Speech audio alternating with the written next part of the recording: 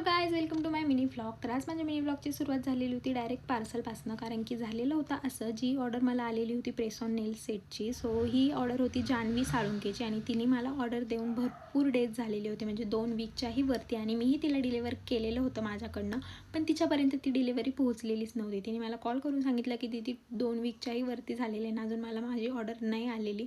So मी त्या डिलिव्हरीवाल्यांना contact केला आणि त्यांना विचारलं की काय प्रॉब्लेम झालेला आहे वगैरे. मग त्यांनी मला पूर्ण अपडेट दिली, सर्व काही चेक केलं आणि त्यांनी मला असं सांगितलं की तुमचं ते पार्सल आमच्याकडनं हरवलेलं आहे.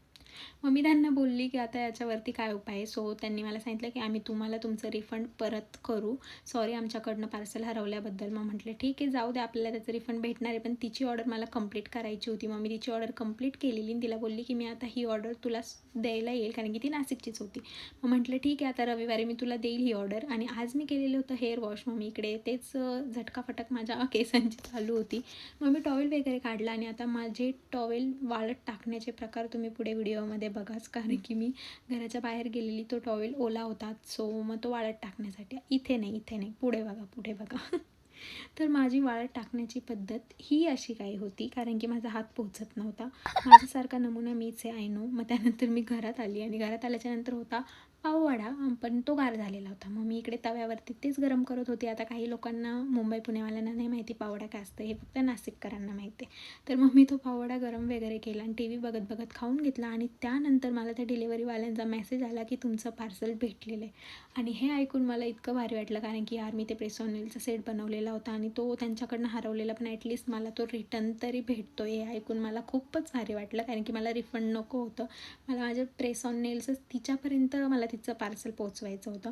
पण मी असं पण दुसरी पण ऑर्डर आता तिचीवाली सेम त्याच नेल्सची कंप्लीट केलेली होती. पण म्हटलं ठीक आहे, चला आपल्याला आपलं पार्सल रिटर्न भेटतं आहे, सो आपण जाऊन तिथे कलेक्ट करूया. मग मी तिथे लोकेशनला गेली आणि त्या काकाने मला सांगितलं की काय प्रॉब्लेम झालेला होता, त्या म्हणजे का डिलेवर नाही झालं वगैरे.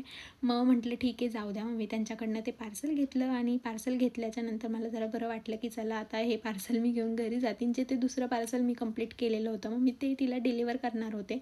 मी तिला सांगितलेलं की मी तुला रविवारी डायरेक्ट द्यायला येते, कारण की ती आमच्या इथेच नाशिकमध्ये राहते, नाशिक रोड साईडला. आणि जे माझे लांबचे पार्सल होते ते लवकर पोचलेले, पण हे पार्सल नाशिकमधलंच नव्हतं पोचलेलं. मग म्हटलं ठीक आहे, असं मी तिला देईल ते पार्सल पाठवून.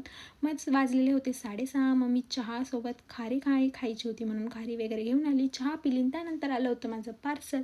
मग मी इकडे बाहेर गेलेली ते पार्सल कलेक्ट करण्यासाठी. तर त्यामध्ये होती जीन्स. मी एक जीन्स ऑर्डर केलेली होती. मग मी घरात आली आणि घरात आल्याच्यानंतर ते पार्सल वगैरे ओपन केलं आणि नंतर रात्रीचं जेवण केलं, ते म्हणजे वांग्याची भाजी. सो आजसाठी एवढंच. ते भेटूया नेक्स्ट मिनी ब्लॉगमध्ये. बाय.